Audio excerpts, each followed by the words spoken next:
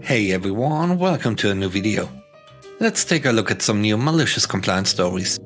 The first story is called Definitely Not Cheap. I work as a field technician. My job is to go to various commercial locations and install or repair networking equipment. About 2 months ago they sent me to the site where I needed to drill a hole through a concrete wall. I wasn't able to do it despite going to the store and picking up new drill bits rated for masonry. I hit rebar and couldn't make any progress. I notified my supervisor, we'll just call him Bob, and he told me to continue drilling. I protested, claiming that there's no way my handheld powered drill can do it, but no, do it anyway. So I did. I drilled and drilled and drilled. I made no progress in about 45 minutes until I got a text from Bob. Hey, how it's coming along? Not too well, we might have to reschedule. I've been trying to do this for over an hour and no dice. I sent him a picture of the hole in drilling along with a picture of several extremely damaged drill bits. He gets mad at me, claiming that I'm not doing it right, to which I respond that I'm doing exactly what he told me to do and that I want him, it wouldn't do anything. So reluctantly he agrees to reschedule, but I make it very clear to him that this hole needs to be drilled by someone with better tools. He agrees and says he will have someone out there next week to finish it. A month later I get the work order for the same site. I arrive and see the hole still there, and upon closer inspection it's still not finished. I immediately called Bob and tell him the situation. Hey Bob, there's no chance I'm going to be able to finish this install today. I spoke with you last month and we both agreed it would be best for a different technician to finish the site. The hole has not been drilled yet. Oh, can you just try to finish the hole? We have to do something. Sure, but I promise it's not going to have at all. So I drill for 20 more minutes, pretty much ruining my brand new drill bits, and call him back.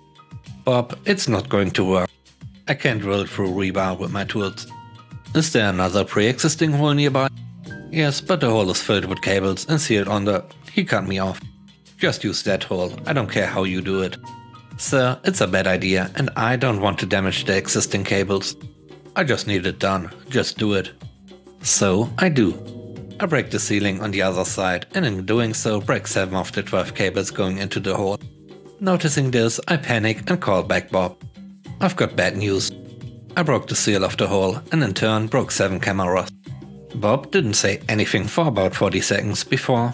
Are you able to rerun the cables to the camera? There are at least 5 more cables in that hole. So unless you want me to break the rest of them and spend several more hours fixing it, then no. Well, we have to fix it, no matter what. I won't be able to do it alone, and some of these cables are routed through the ceiling, which is way too high up for my ladder. I need a scissor lift to reach it, not to mention the client is now really angry at me. Okay. How much time do you need? There's absolutely no way I can get this done today. So you can keep me at the site and pay me to sit around, or you can reschedule and actually fix this. Bob hangs up on me and after an hour tells me to go home. Last week I heard they got 2 other technicians to completely rewire everything. They rented a scissor lift, actually finished the original job and reimbursed me for all my drill bits. I have no way to tell how much all of it cost, but it definitely wasn't cheap. The next story is called Just a Lowly Technician. I work as a technician in a lens manufacturing facility. My usual job is actually in R&D and I work to help create the processes for new product. So I know my way around all the machines used from start to end in fabrication. And I know a lot about how processes should go to ensure the product is made correctly and to spec. Cue the shop floor requesting assistance on a project that has to get done ASAP and shop machine utilization is already at 150%. This isn't an uncommon occurrence and if our small department can help, we do. Usually I'm asked to use the R&D machines to run parts in a particular step of the process. But this week they wanted a full start to finish on about 100 pieces of glass. I get the blanks in and review the process sheet and find a myriad of glaring errors. The tolerances are way off, dimensions are called out wrong, someone wrote this up hastily and it was clearly not a developed and tested process. I halt production immediately before even touching a single piece of glass and go to the engineer who's called out on the process sheet to discuss the issue. Now, I've worked with many of the engineers in the building, as most of them have worked with my department to refine their project processes. But I don't know this guy at all. I go through the proper channels and schedule a consultation meeting with him.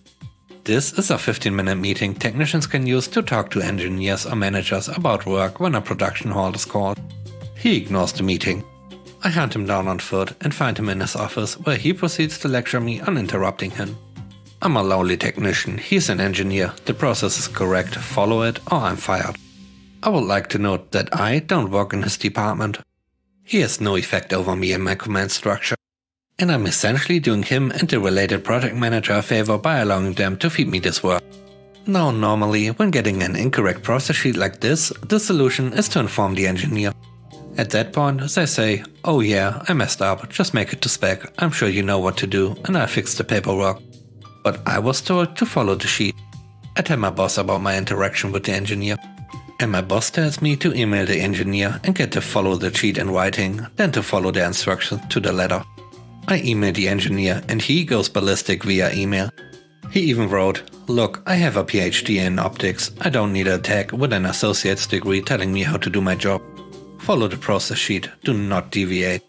You got it. Not a single part met spec. I documented the case and my boss signed off on it. When the project failed to meet the deadline because a process review was ordered, the engineer tried to throw me and my department under the bus. I had the production hall documentation, the engineer's email and my boss's backing.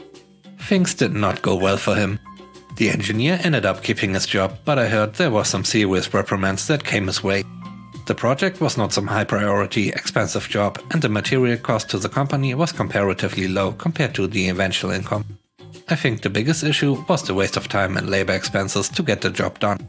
Furthermore, there was a strongly worded email about how communication between the job technicians and engineers should be a priority to ensure quality and efficiency.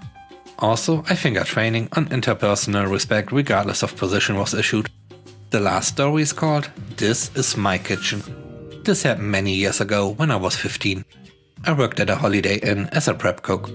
This Holiday Inn was one of the larger and nicer ones. It had a fully equipped restaurant that was open all day. The chef was an older European man, he had a fairly heavy accent. I started working at 6 AM on Saturdays and Sundays and was always on time. My father would always drive me to work on these days. This was one of my first jobs and I was afraid of screwing anything up. So I always showed up early enough to change and sit for a 10-minute coffee before starting. The change rooms were just a flight of stairs below the kitchen and they kept the uniform stocked on shelves in there. This particular morning I got there at the same time I always did. I went to the change room but found no uniform. I asked the chef where I could find uniforms and he advised me to go to the laundry facilities and grab some clean ones, not just for me but a cart full to bring back. As I mentioned in the beginning, this was a large hotel. It took me a full 15 minutes to go to the laundry and come back with the uniforms. After changing, I had no time to sit for a coffee, so I went right into the kitchen to start my shift. I approached the chef to ask what we were working on that morning. But before I could, he asked me, what time is it? I replied, it's 6 o'clock.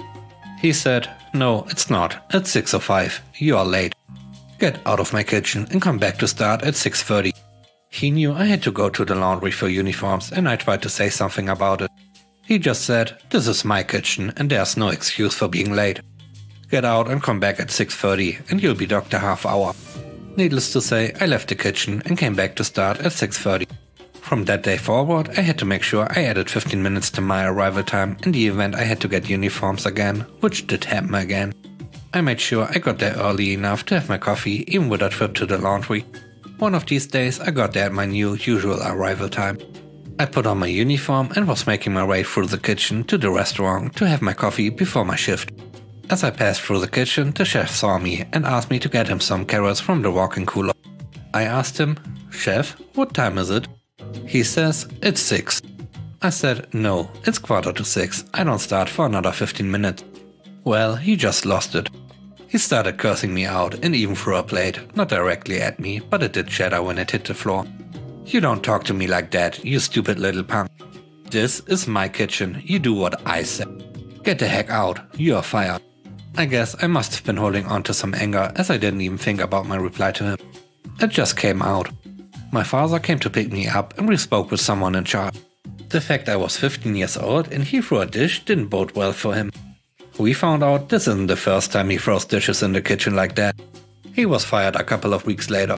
Thanks for watching. I hope you enjoyed the video. If you did, please leave a like, comment and subscribe. Have a great day. Bye bye.